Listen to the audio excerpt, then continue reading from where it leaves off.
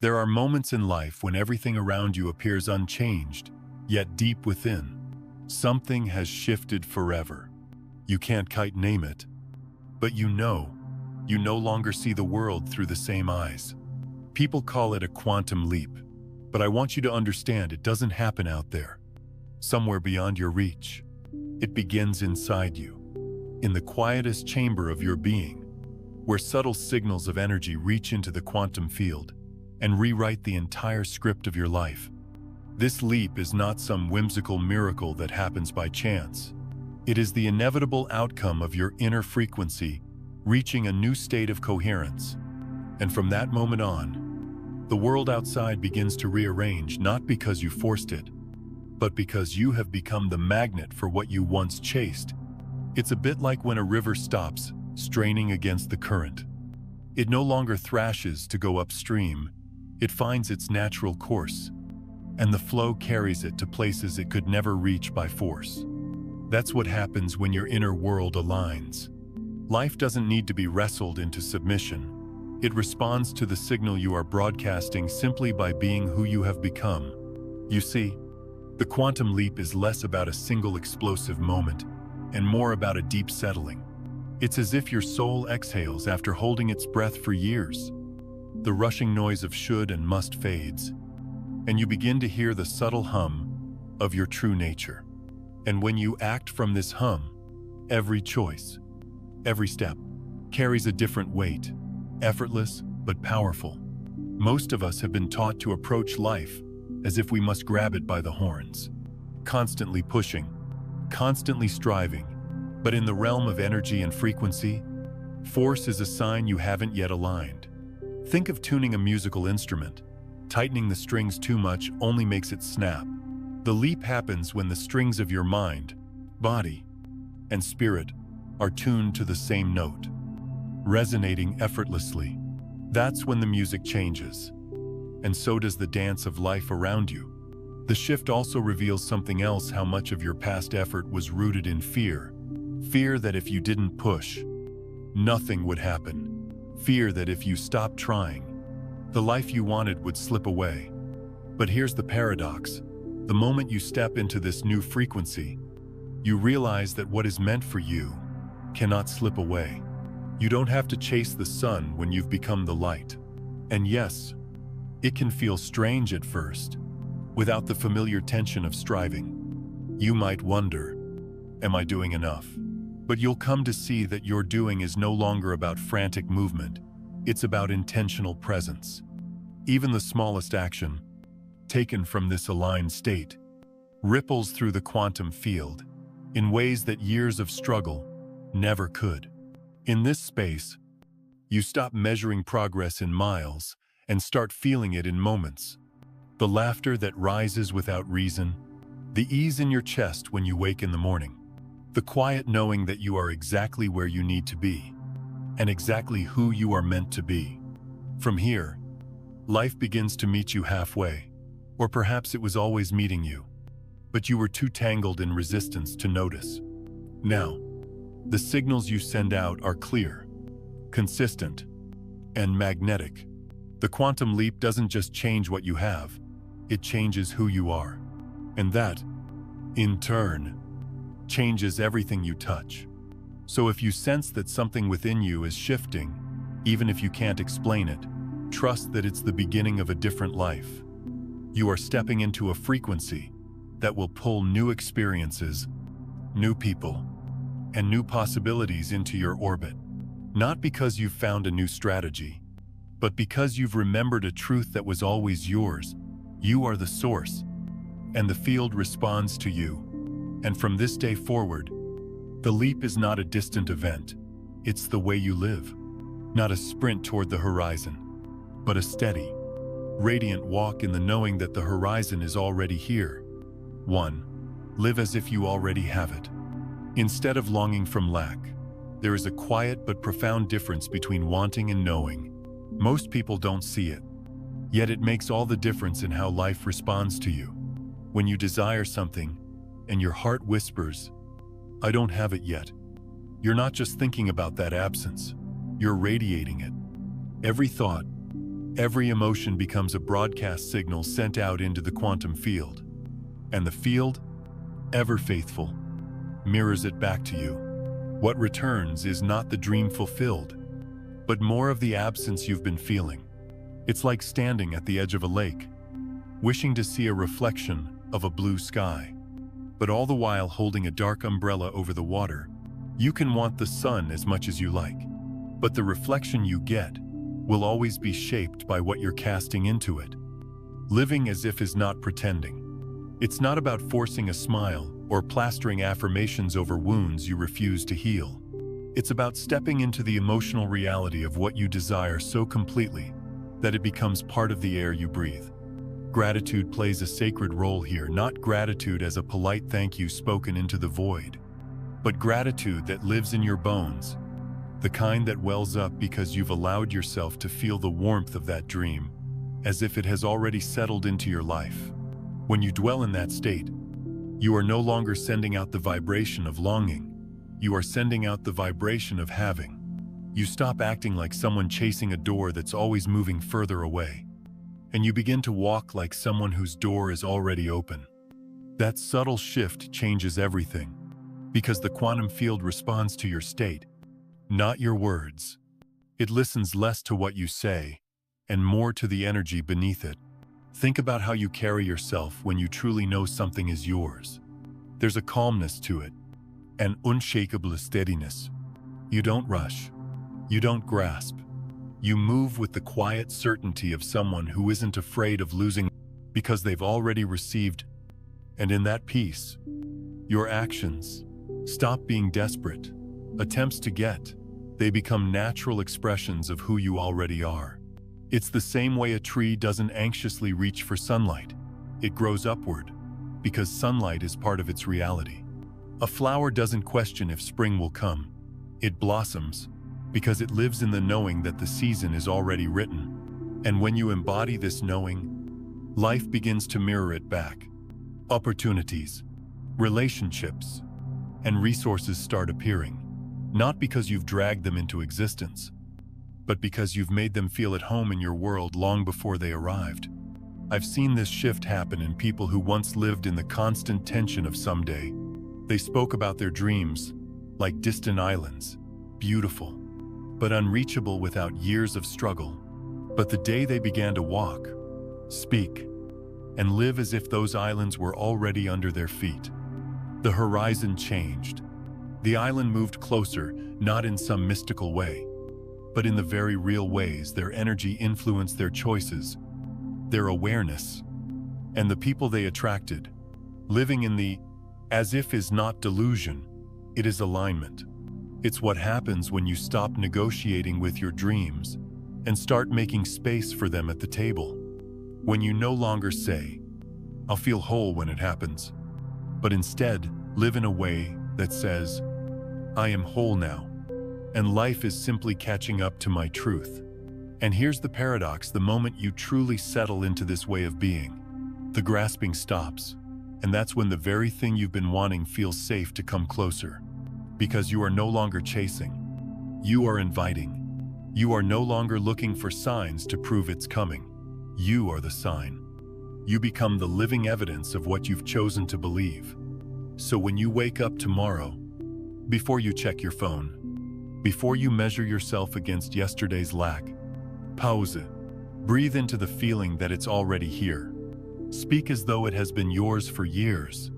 Walk through your day with the ease of someone who's not trying to earn it anymore. And watch how life begins to rise up to meet the version of you who already lives in that reality. Because in truth, the quantum leap isn't about crossing a distance. It's about dissolving it. And you do that the moment you choose to live from the fullness you've been seeking, instead of the emptiness you've been fearing. 2. Stop measuring by the distance. There's a kind of quiet exhaustion that seeps into you when you live your days, measuring how far away you are from what you want. It starts innocently checking the calendar, counting the milestones, asking yourself that simple but heavy question, when yet each time you ask it, you unknowingly stretch the road in front of you. You keep placing your destination somewhere out there, instead of letting it exist right here.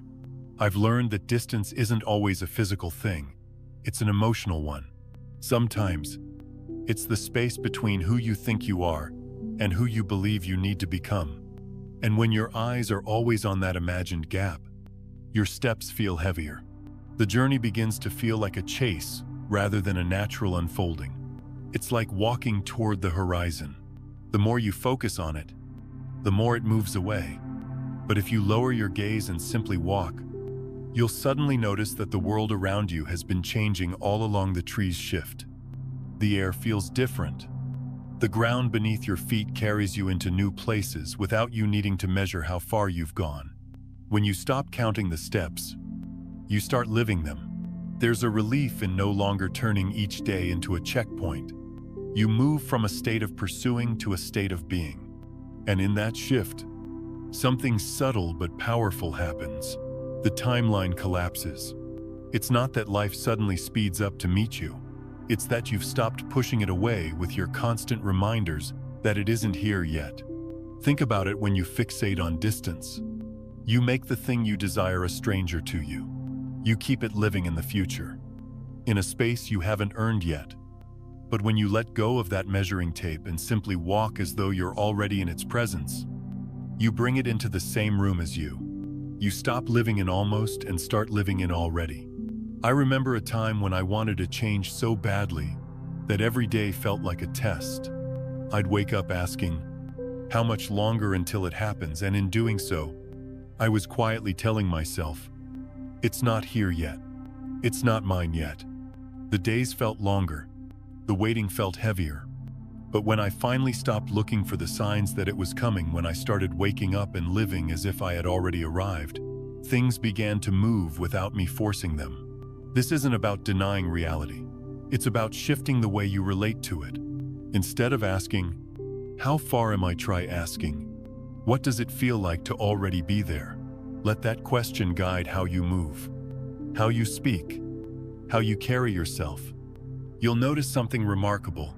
The more you embody the energy of arrival, the less you care about how far you've come or how far there is to go. The journey stops being a line to be crossed and becomes a life to be lived. And ironically, that's when the very thing you've been waiting for tends to show up, because you've stopped holding it at arm's length. Distance, after all, is just a mental construct. The more you measure it, the more real it becomes. The moment you stop giving it your attention, it begins to dissolve. And in its place, you're left with what was always here, the present moment, your only true point of power. So the next time you catch yourself asking, when will I get there? Pause. Breathe. Remind yourself that there isn't a point on a map, it's a state of being. You can choose now. Walk through your day as if the arrival has already happened. And you might just realize it has, because the truth is, the road only feels long when you spend your time looking at it instead of walking it. And the moment you stop measuring by the distance, you discover you were closer than you ever imagined. 3. The quantum leap is synchronicity, not effort. We grow up in a world that praises effort. The harder you work, the more deserving you are. The more you push, the more you should gain. It's a rhythm we're taught. Early results are the direct product of force applied over time. And while that's true in the realm of the physical, lifting weights, building a house, training for a race, it's not the full story when it comes to the subtler world of energy, consciousness, and creation. In the energetic realm, effort doesn't always equal progress. You can struggle for years, pouring all your willpower into something and still feel like you're pushing against a locked door. Then one day, without warning, the door swings open effortlessly. Not because you pushed harder that day, but because something inside you aligned with something outside of you. That's the quiet miracle of synchronicity. Synchronicity is what happens when the inner and outer worlds start speaking the same language. It's when your thoughts, feelings, and beliefs line up so seamlessly with the energy of what you want that reality can't help but respond. In that space, time loses its weight. Things that should have taken years can unfold in days. Obstacles that seemed immovable simply dissolve. I've known moments where I spent months trying to force a breakthrough, only to burn out, frustrated and drained. And then, there were moments when I wasn't trying at all. I was simply present, open, at peace within myself. Out of nowhere, the right person called. The perfect opportunity landed in my lap. The timing felt almost magical. But in truth, it wasn't magic. It was alignment. It was my inner state finally becoming a match for the outer experience I had been chasing. The quantum leap isn't about adding more hours, more sweat, or more strain. It's about finding the point where your inner reality mirrors the reality you want to live in. Think of it like tuning a radio.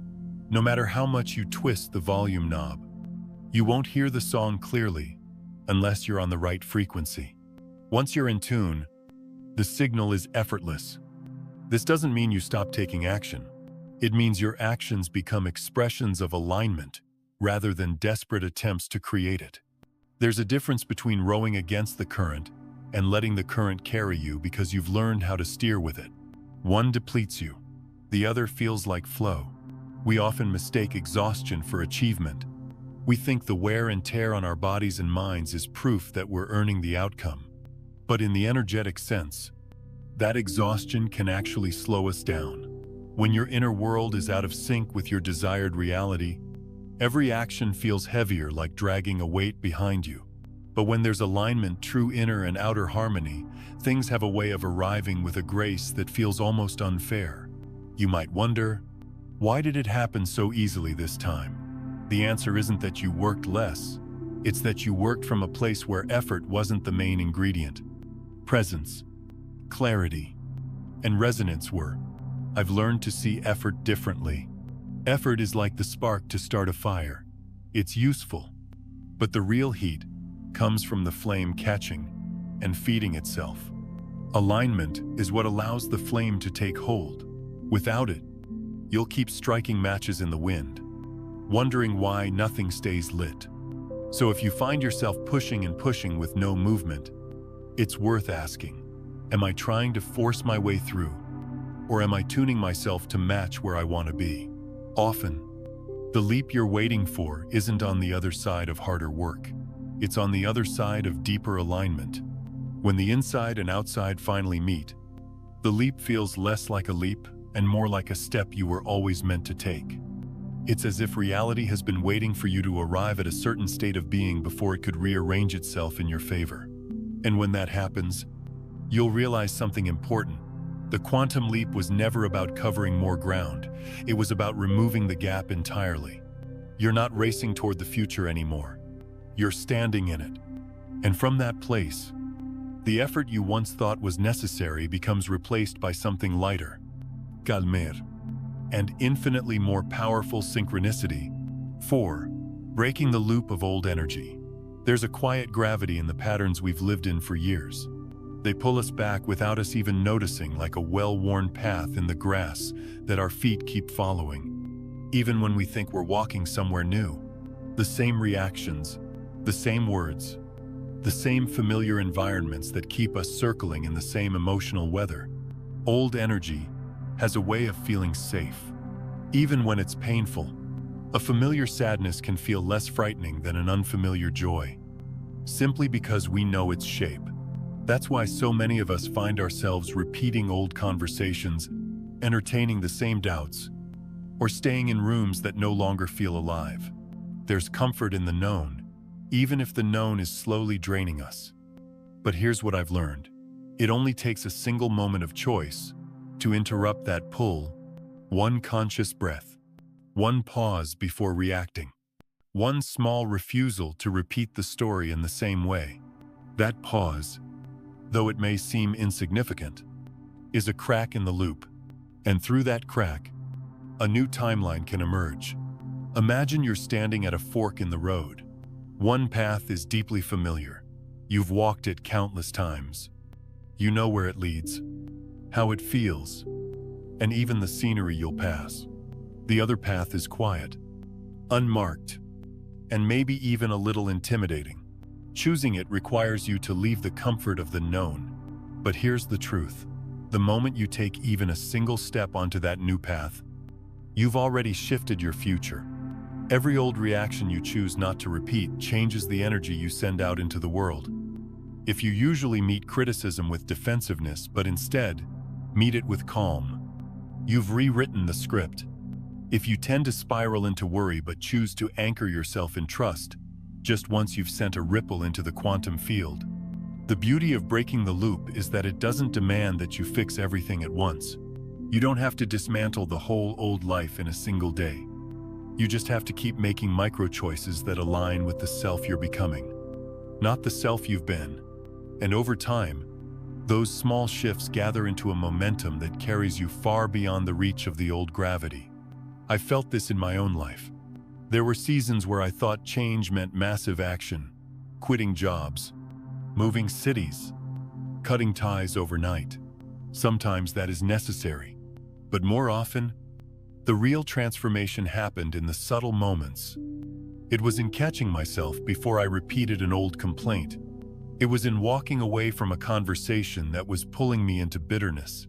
It was in rearranging my environment so it reflected the life I was growing into, not the life I was trying to outgrow. And yes, it can feel lonely at first. When you stop playing the same role in the same story, some people won't know how to relate to you anymore. They may try to pull you back, not out of malice, but because your change disturbs the balance they're used to. It's tempting to slip back into old energy just to keep things smooth. But smooth is not the same as free. Breaking the loop is an act of self-loyalty. It's a way of saying to yourself, I am no longer available for the patterns that keep me small. And each time you say it, not just in words but in action, you strengthen your connection to a different future. This is how timelines shift, not through grand gestures, but through consistent, conscious interruptions of the old. Every time you catch yourself before falling into the familiar trap, you're not just changing your day, you're changing the trajectory of your life. So, the next time you find yourself at the edge of an old reaction, or stop, feel the pull, acknowledge it, and then choose differently. It doesn't matter if the choice is small. It doesn't matter if no one else notices. The quantum field notices. Your future notices. And one day, you'll look back and realize that the moment you chose not to feed the loop, was the moment your new life quietly began. 5. A new frequency demands new choices. Every shift in your life begins as a subtle change in your inner landscape. You start to see the world differently, feel the weight of certain things more acutely, and notice that what once felt comfortable now feels strangely heavy. This is the sign you've moved into a new frequency. But here's the truth most people overlook. Stepping into that higher vibration isn't just about feeling lighter. It's about making choices that keep you there. You cannot carry the old habits, the old patterns, and the old compromises into a reality that vibrates at a higher level. It's like trying to climb a mountain while dragging a suitcase full of stones. Every step forward is slowed. Not because the path is wrong, but because what you're holding is too heavy for where you're going. A new frequency will always ask you to choose again over and over. It will whisper in the quiet moments. Does this conversation still serve you? Does this routine still nurture you? Does this relationship still honor who you're becoming? And the answers may be uncomfortable, because sometimes the things you must leave behind aren't bad. They're just no longer aligned. When I experienced this in my own life, I realized that moving forward wasn't about judging the past. It was about respecting the present version of me enough to make decisions she would thank me for. I began asking myself a simple question. If I were already living the life I'm calling in, would I still choose this? That question changed everything. Sometimes, the new choice was as simple as saying no to a habit that dulled my clarity, less scrolling through noise, more quiet with my own thoughts. Sometimes, it meant gently stepping back from people I loved, not because they were wrong for me, but because their energy kept pulling me toward an older version of myself I had outgrown, and other times, it was about what I let into my mind, choosing books, ideas, and conversations that expanded me rather than shrinking me back into the familiar. What's important to understand is that these decisions are not one-time events. You don't graduate from making them. Every new level of your journey will present you with the same invitation. Choose again. It's a lifelong dance between where you've been and where you're going, between the comfort of the known and the pull of the possible.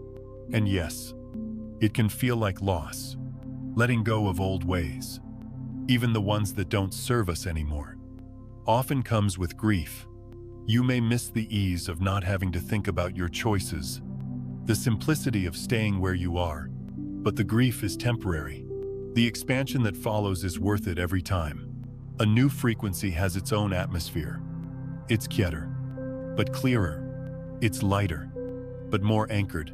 And in that space, you realize you're not just reacting to life anymore, you're shaping it. The things you release create space for what matches your vibration now. The choices you make act as a signal to the universe. This is the standard I live by. This is the energy I'm willing to keep. Over time, you begin to notice that life responds differently to you. Opportunities appear that would have passed you by before. People who meet you now feel your clarity and are drawn to it. Even challenges seem to unfold differently, not because life has stopped testing you, but because you've stopped approaching those tests with the old version of yourself. This is why stepping into a new frequency is not just about how you feel, it's about how you choose. Feelings can shift in an instant, but choices, repeated daily, are what build the structure of your new reality. Without those choices, you'll find yourself slipping back, wondering why nothing seems to change, even though you felt different for a while. So if you find yourself standing in that delicate, transformative space between who you were and who you're becoming, pause. Look at your life through the eyes of the version of you who already lives in alignment with this new energy. Then ask, what stays, what goes, what begins now? And whatever the answers are, trust them. Even if they lead you towards solitude for a season, even if they take you out of familiar rooms, even if they ask you to release something you thought you couldn't live without. Because the truth is, the new frequency cannot hold you if you insist on anchoring yourself to the old one. Choosing differently is the bridge between the life you imagine and the life you live. Cross it, and you'll find that the new frequency doesn't just meet you halfway, it becomes the ground beneath your feet. 6. Aligning thought, emotion, and body. There's a quiet kind of honesty that the world cannot ignore. It's not found in a confident tone of voice, or a polished posture, or even the right words. It's found in the invisible harmony between what you think, what you feel, and how you carry yourself. This alignment is not about appearances, it's about truth. Many people walk through life wearing the mask of confidence. They speak with certainty. They smile when they're supposed to. They nod at all the right moments. And yet, beneath the surface, there's a small, constant hum of doubt, a flicker of unease that no amount of pretending can fully silence. That's because the field of life, the quantum field, if you will, doesn't listen to our masks. It listens to the raw signal we're transmitting beneath them. This signal is not shaped by what you say you want, but by the union of your inner and outer worlds. If your mind says, "I'm ready," but your heart quietly whispers, "I'm not sure," the field hears the uncertainty. If you tell yourself, "I believe," but your body still reacts with tension and hesitation, the field responds to that discord. True alignment happens when your thoughts, emotions, and physical state are not at war with each other. It's when the story in your head, the feeling in your chest, and the way you stand in the world are all saying the same thing. That's when your signal becomes clear, unwavering, and powerful enough to be felt sometimes even before you enter a room. I learned this the hard way. For years, I tried to think positive while my body told a different story. I told myself I was safe, but my shoulders stayed tight, my breath shallow, my stomach clenched. I spoke about possibility, but deep inside, I still braced for disappointment. No affirmation could work because my mind and body were sending opposite messages.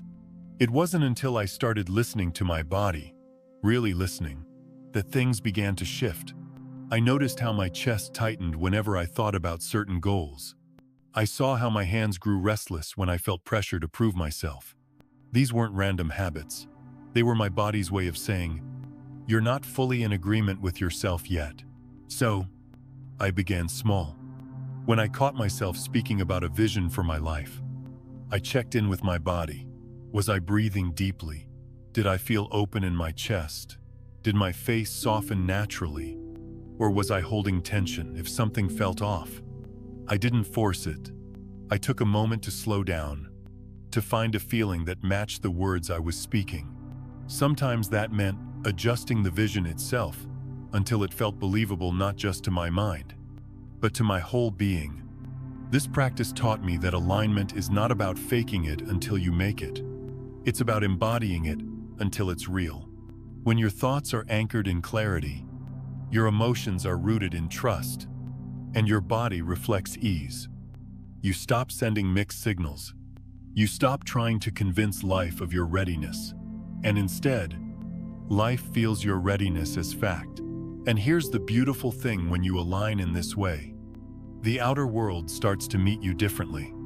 People respond to you with more openness, not because you've said the right thing, but because they can feel the congruence in you.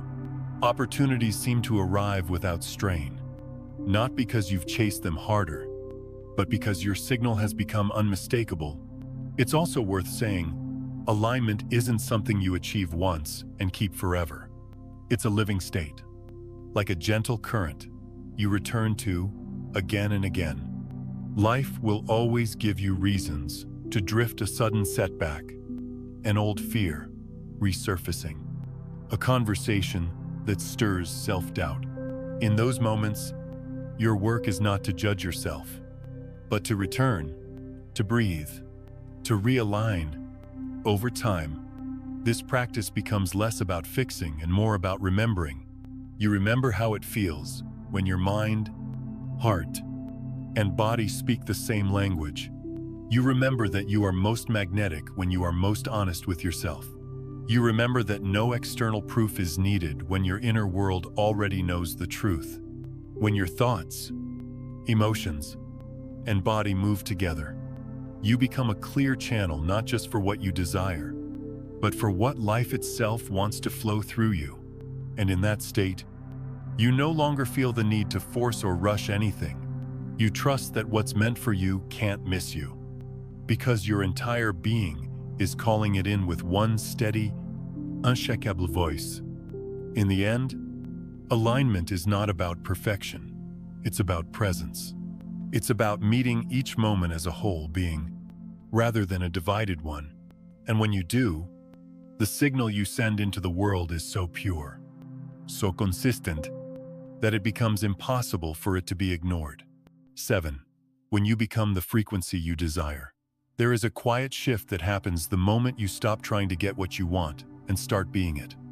Most of us spend years reaching outward, chasing opportunities, people, and circumstances that seem to hold the missing piece. We tell ourselves, when I have this, then I'll feel the way I want to feel. But life works in the opposite direction. It's the feeling that brings the thing, not the thing that brings the feeling. Intention and elevated emotion are powerful tools, but they're incomplete until they transform from something you do into something you are. You can sit in meditation and visualize abundance, love, or peace every morning. But if the moment you stand up, you step back into the vibration of lack, loneliness, or fear, you've broken the signal. The field, the living, breathing web of reality, responds to your constant frequency. Not just the moments when you're trying to send a signal, I learned this during a season when I thought I was doing everything right. I had my vision boards, my affirmations, my daily gratitude lists. And yet, my life still mirrored the old patterns. It wasn't that the practices were wrong, it's that they were just moments of alignment surrounded by hours of misalignment. I was touching the frequency I wanted, but I wasn't living there. Becoming the frequency you desire is less about effort and more about embodiment. It's not asking, how can I get there? But how can I be it now? If you want to feel loved, you don't wait until someone loves you. You practice moving through your day as someone who is already cherished. If you want abundance, you don't wait until the numbers in your account rise. You start making decisions, speaking words, and carrying yourself as someone who already lives in sufficiency. At first, it feels unnatural. You might feel like you're pretending, but the truth is, you're not pretending, you're remembering. You're recalling a state of being that your soul already knows. You're letting your mind and body catch up to it. When you live as the frequency you desire, you stop trying to control how or when the outer world delivers. You trust that resonance does the work for you. Think about two tuning forks when one is struck and begins to vibrate. The other, if tuned to the same pitch, will begin to hum without being touched. That's resonance. That's what happens when you and your desired reality share the same frequency. You can't help but find each other. And here's the beauty: when you embody the frequency, you also stop acting out of desperation. Desperation sends a signal of lack, which only calls in more of it. But embodiment sends a signal of already having, which draws in experiences that match that state. The difference is subtle in action, but profound in result. One says, I need this to feel whole. The other says, I am whole. And this is the natural reflection of who I am. There will be days when you slip back into the old vibration, when fear creeps in, when doubt whispers, when you feel the pull to prove or grasp. Those moments aren't failures, they're reminders. They invite you to pause, breathe, and return to the state you've chosen. The return is the practice. The return is the mastery. In time, living in your chosen frequency becomes second nature. You'll notice your relationships feel lighter, opportunities flow more easily, and challenges don't shake you as deeply. It's not that life stops happening, it's that you're no longer meeting it from the frequency of the old self. You're meeting it as the person who already lives in the reality you once thought was far away. And the most unexpected gift of this, you stop waiting for life to begin. You realize it's already here, already unfolding, already offering you moments that match the frequency you're holding. From that place, there's no chasing, no forcing, no bargaining with the universe. There's just you, steady, open, resonating, and life responding in perfect time. When you become the frequency you desire, you no longer wonder if it's coming. You feel it. Here, now, woven into your breath and your steps. You stop being the seeker and start being the signal. And from that moment on, what's meant for you has no choice but to find you. 8. Resting to attract. There is a quiet kind of strength in learning how to stop reaching. Stop proving. Stop grasping for what you already are. The world often teaches us that to be worthy, we must be constantly doing, achieving, performing, hustling. It celebrates the grind, the endless motion, the image of someone tirelessly pushing forward. But there's another truth, one that's rarely spoken aloud. Sometimes the most magnetic thing you can do is simply to rest. Rest is not laziness. It is not apathy. Rest, in its truest form, is the decision to trust your place in the flow of life. It's the recognition that your worth is not built on how much you produce, and your belonging is not earned by overextending yourself. When you step out of the cycle of trying to prove your value, you send a signal into the world that says, I am already enough. That signal is powerful. It's the same signal that draws people opportunities, and experiences to you without the frantic chase. I've learned this the hard way. There were years when I was convinced that if I could just work harder, try longer, and hold on tighter, the life I wanted would arrive sooner. But all I managed to do was wear myself thin. I was tired in my body, restless in my mind, and disconnected from my own heart. And then one day, almost out of desperation, I stopped. I gave myself permission to breathe, to step back, to stop performing for a world that was too busy to notice the difference. It felt strange at first, like I was breaking some unspoken rule. But in that stillness, I began to notice something profound. Life didn't fall apart when I stopped pushing it, began to align. The very things I thought I had to wrestle into existence started showing up on their own. Relationships felt lighter. Ideas came more easily.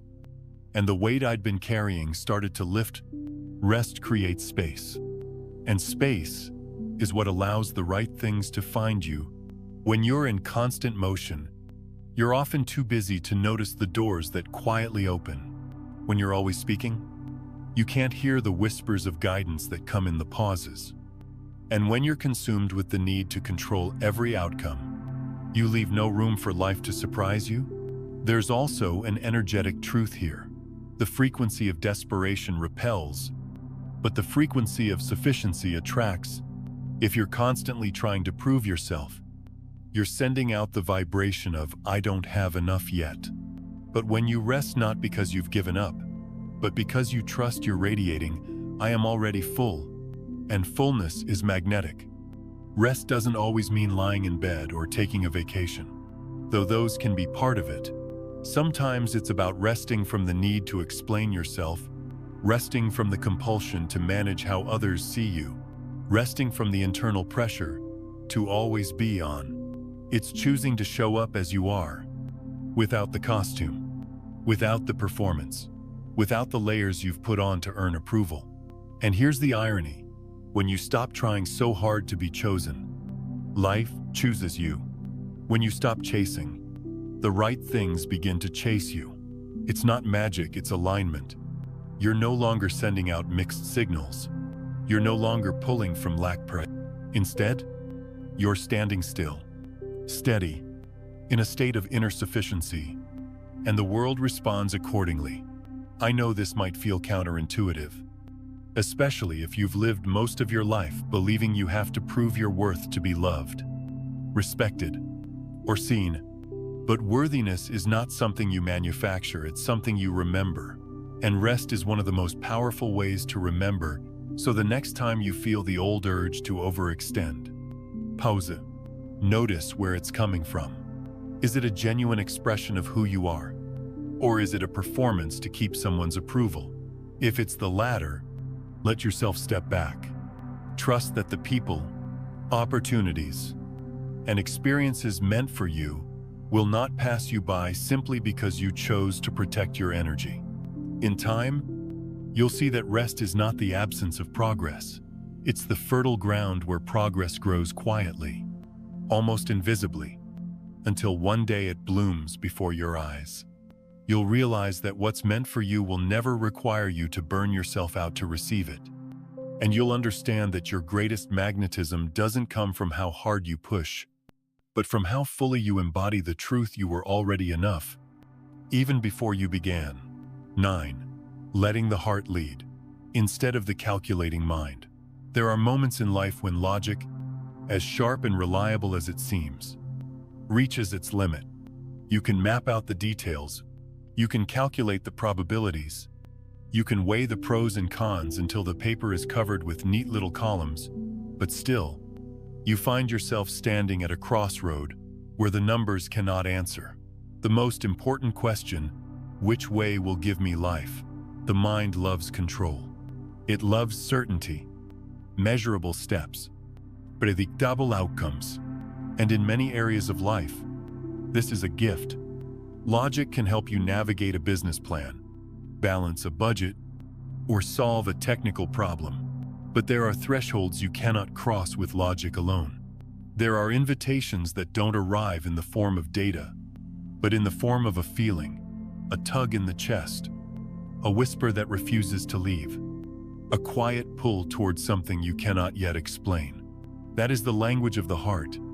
The heart speaks in a way that doesn't always make sense to the mind, because it's not concerned with minimizing risk, it's concerned with leading you into alignment. The heart doesn't care about looking sensible on paper. It cares about what makes you feel alive. And often, the paths that make you feel most alive look nothing like the safe choices you've been taught to make. I remember a season in my life when everything in my head said, "Stay, it's safer here." The job was stable. The environment was predictable. The next step was clear. But every morning, my chest felt heavy. My days blurred together, and I could feel a quiet ache growing inside me. Then, one evening, sitting in the stillness, I heard it not in words, but in that deep, unshakable knowing. It's time to go. If I had listened only to my head, I would have stayed. I would have chosen security over aliveness. But I decided to follow the feeling instead. I didn't know exactly where the road would lead, but I trusted that if the heart was pulling me forward, it was because it had already glimpsed a reality my mind hadn't yet imagined. And I was right, though. The road was not without its uncertainties. It brought me to a place my old plans could never have reached. Following the heart is not about recklessness. It's not about ignoring wisdom or throwing away every plan. It's about recognizing when the plan has become a cage. It's about understanding that life is not a static equation, and that sometimes the most important moves you'll ever make are the ones you can't fully justify yet. The truth is, the mind likes to know the whole map before it takes the first step. The heart, on the other hand, only needs to see the next stone in the river. It trusts that once you step on it, the next one will appear. This can feel terrifying if you're used to controlling every variable, but it's also where the magic happens. Because life will rarely give you the full script in advance, but it will always give you the piece you need for now. When you lead with the heart, your decisions begin to carry a different energy. They are no longer built on fear of loss, but on trust in expansion. You're not asking, "What will keep me safe?" but rather, "What will help me grow?" And when you choose growth over safety, you step into a current that carries you closer to the version of yourself you were always meant to become. There will be times when your heart's direction will confuse the people around you. They may ask, "Why would you leave something so stable? Why would you risk so much?" And you may not have an answer that satisfies them. But that's because you're answering a different kind of question. The one life is quietly asking, will you trust what you feel over what you can explain? Listening to your heart doesn't mean you'll never doubt yourself. There will be moments of uncertainty, nights where you wonder if you made the right choice. That's natural. But every time you act on what feels deeply true, you strengthen that inner compass. And over time, you'll begin to notice something remarkable. Your life starts to feel more like your own. You stop living on autopilot. You stop settling for good enough. And you start moving toward a life that feels like a match for your deepest self. So, if you find yourself standing in front of a decision that your head can't quite rationalize, but your heart keeps returning to, pause it. Listen closely. Ask yourself, does this make me feel more alive? Does it make me feel more like myself? If the answer is yes, then maybe it's not about having the entire plan. It's about trusting the next step. Because the truth is, you don't have to know the whole road to walk it. You just have to trust the guide who sees farther than your mind ever will. And more often than not, that guide is beating quietly inside your chest. 10. Change happens the moment you believe it already has. It's strange how long we can wait for a breakthrough, years, sometimes decades, thinking it's somewhere out there, hiding behind the next achievement, the next milestone, the next set of perfect circumstances. We prepare and we plan. We gather information. We practice. We tell ourselves that once the conditions align, Then we'll finally step into the life we've been dreaming about. But here's the quiet truth. No one really tells you the real change doesn't happen when the outside catches up. It happens in a single croter, invisible instant when you believe, with your whole being, that it's already done. That moment is the pivot. That's the point when the future you've been chasing finally becomes the present you're living. You can spend years walking toward a door, wondering when it will open, only to realize the door was never locked. The key wasn't something you had to find. It was the shift in your own conviction. The moment you stop wishing for change and start knowing it's already yours, the world you see begins to reorganize itself around that knowing. I've seen this in my own life and in the lives of people who've walked through incredible transformations. Someone spends years struggling with self-worth, reading every book, attending every workshop, journaling, and reflecting. All of that preparation matters. It lays the foundation. But the turning point comes in an instant, in a quiet moment, when something clicks inside, and they say, "I'm not becoming this version of me I already am." And from that point on, their choices, their posture, their energy shift. The external results may take weeks or months to show up, but the real change has already happened. The mind likes to think of transformation as a slow climb, a gradual unfolding. And sometimes, the visible part is just that incremental, step by step. But the inner reality, the one that shapes everything else, often flips in a heartbeat. You could call it a leap of faith, but it's more than faith. It's the moment when doubt loses its grip, when the balance tips so completely toward belief that there's no going back. Think of it like a seed underground. For days, weeks, maybe months, nothing seems to be happening. You water it, you wait, and then, in one moment, a tiny green shoot breaks the surface. That moment feels sudden, but it's the result of everything that came before, the slow building of unseen strength, until the plant knows it's ready to emerge. That's what belief does for you. It's the moment when the unseen work inside finally pushes you into a new reality. When you truly believe the change has already happened, you stop acting like someone who's still waiting. You start making decisions from your new reality, not your old one. And those decisions carry a different weight, a different energy. You're not trying to get there anymore. You're simply living from a place you've already claimed. The people around you may not fully understand what shifted, but they can feel it. Something in the way you move, the way you speak, the way you hold yourself tells them you've crossed a line that can't be uncrossed. The hardest part is that no one can hand you that moment. It can't be forced, and it can't be faked. You can't talk yourself into it with empty affirmations, while still carrying doubt like a secret weight in your pocket. That's why the years of preparation matter. They clear the debris, soften the ground, and make space for the moment to land. And when it does, you'll know, not because you've been told, but because you feel it in your bones. Once that moment arrives, the rest of your life becomes the process of letting the physical world catch up. Circumstances will shift, sometimes quickly, sometimes slowly, but you'll be different. And because you're different, what you notice, what you attract, and what you accept will all change too. You'll stop chasing proof, because you'll already be living in the truth of it. That's why the quantum leap isn't about pushing harder or adding more steps to your plan.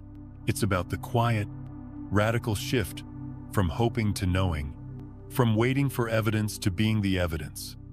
And the beautiful thing is, once you reach that point of belief, you don't have to force the rest. You simply allow it to unfold, because you've already crossed the threshold where it truly matters. So, if you've been in the long season of preparation, if you've been wondering when the leap will come, know this: it may take years to build the foundation, but the leap itself happens in a single breath.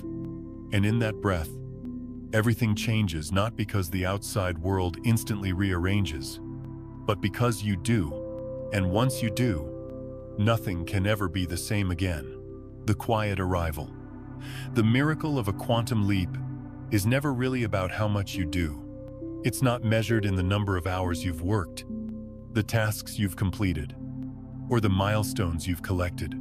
It lives in the quieter space, the shift in who you are being.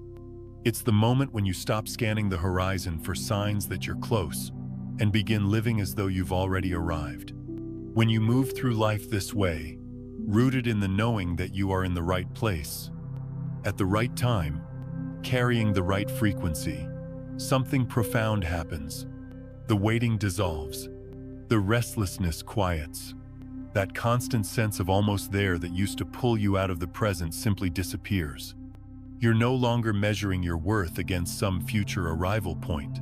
You're not performing for proof or grasping for validation. You're simply here, and in that presence, everything you thought was still on its way begins to reveal itself in the now. Opportunities feel less like random luck and more like natural extensions of your state of being. Relationships begin to reflect the depth and steadiness you've cultivated inside yourself. Even challenges no longer feel like obstacles that block your path. They become part of the texture of your journey, shaping you in ways that match the life you've already claimed. The truth is, when you inhabit your chosen frequency fully, the line between not yet and already here fades. You stop speaking in the language of absence someday. When it happens, if I get there and start speaking from a place of presence, this is who I am. This is where I stand. This is the life I live. There's no need to declare it loudly or prove it to anyone. It emanates from you without effort. Sometimes the world around you will be slow to adjust to this inner shift. Circumstances may still look the same for a while. But because you've already arrived within yourself, that waiting doesn't feel heavy anymore. You understand that the outer world is simply catching up, rearranging itself to match the resonance you've chosen. And you trust that it can't help but do so, because life has no choice but to reflect what you truly believe. This is why so many people describe the realization as a kind of homecoming, not the excitement of stepping into a brand new place, but the quiet warmth of recognizing somewhere you've known all along. The familiarity isn't because you've been here physically before, but because this inner state is your truest nature. The journey was never about finding it. It was about clearing the noise that kept you from remembering. And then one day, often without fanfare, you notice it. You look around at your life, at the choices you're making, at the way you move through the world, and you realize something simple and extraordinary. You didn't arrive here by force. You didn't push your way in. You simply stopped running from the truth that was waiting for you all along. You see, the leap wasn't about distance. It was about remembrance. And once you remember, there is nothing left to chase. The striving turns into living. The searching turns into noticing. And the question of when turns into the certainty of now. That's the quiet miracle. You're not trying to become someone new. You're inhabiting the fullness of who you've always been. And in that fullness, you find that the life you thought you were building for the future has been here, breathing with you, this entire time. So when you look back, you won't say, "I finally got here." You'll smile, maybe even laugh a little, and whisper to yourself, "I've been here all along." And in that moment, you'll know you never had to wait for your life to begin. It was only waiting for you to remember.